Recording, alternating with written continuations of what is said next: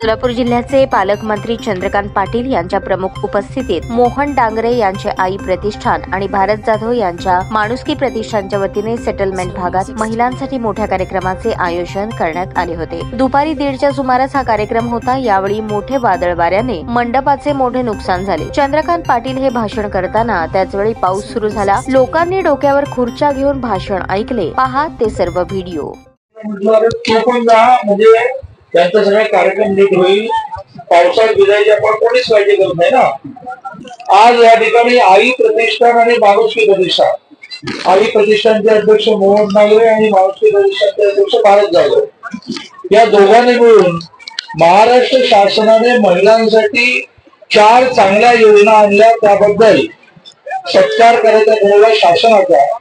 त्याच्यामध्ये पहिली योजना आहे की यापुढे प्रत्येक महिला 2.5 लाखापेक्षा कमी उत्पन्न असणाऱ्या प्रत्येक महिलेच्या अकाउंटला दरमहा 1500 रुपये डायरेक्ट मंत्रालयातून अकाउंटला येणार आहे।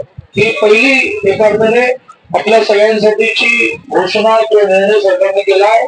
आताच आम्ही इथल्या ई सेवा केंद्रात जाऊन आलो, तिथे जाऊन आपण आपलं नाव नोंदवायचं आहे।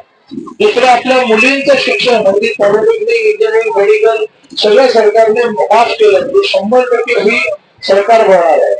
तिसरी गोष्ट, वर्षाला 3 गॅस सिलेंडर आपल्याला मोफत मिळणार आहे। आणि चौथं म्हणजे ज्या महिला रिक्षा चालवतील त्यांना सरकारच्या वतीने रिक्षा मिळणार आहे।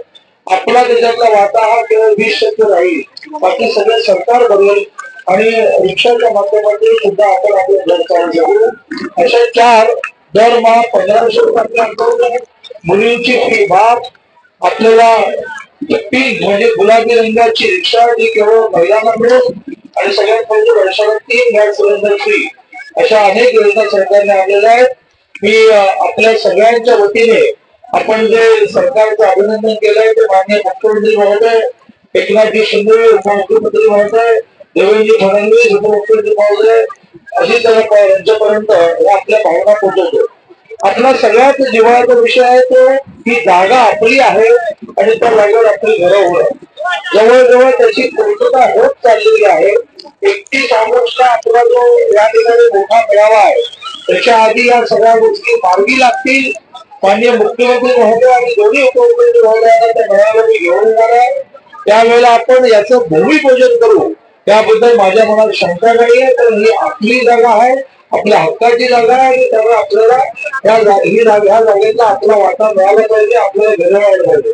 काही जणांची घरं झाली आहेत तर त्यांना प्रॉपर्टी कार्ड मिळत नाही, तो प्रश्न सुद्धा मार्गी लागला पाहिजे। म्हणून पाऊस येतो आहे हे लक्षात घेऊन, त्याच्यानंतर तुम्हा सगळ्यांचं जेवण या ठिकाणी आहे हे लक्षात घेऊन मला पंढरपूरला जायचं आहे। कारण 17 तारखेला आपल्याला माहिती आहे की सगळ्या महाराष्ट्राचे वारकरी इथे पोहोचतात, त्यांच्या व्यवस्था नीट मार्गी लागल्या की नाही बघायला मला पालकमंत्रीला जायचं आहे। तर त्यामुळे मी आता हा कार्यक्रम इथे संपला असं घोषित करतो। काही जणांचे सत्कार या ठिकाणी व्हायचे होते, ते सत्कार हे त्यांच्या घरी जाऊन सत्कार होतील आणि कुठल्याही गोंधळ गडबड न करता या ठिकाणी आपण जेवण करून आपण घरी जाऊ। ताज्या बातम्या पाहण्यासाठी प्राईम महाराष्ट्र न्यूज चॅनलला सबस्क्राईब करा।